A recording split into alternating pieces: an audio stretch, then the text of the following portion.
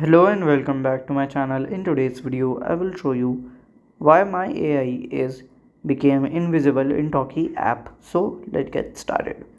So I will just open the Talkie app. Okay. So if your my AI is not working, for example, I have made one AI. Okay. So if it is not showing to the other person and it is invisible, like it's not showing your contacts and new followers, so that means it has been shadow banned by the Talkie app. So if you see here, this is the AI. Okay, that is showing up. If you scroll swipe right, it will show new AIs. So by this way you can just see it. Okay, and if you have any question related to this, you can let me know in my comment section.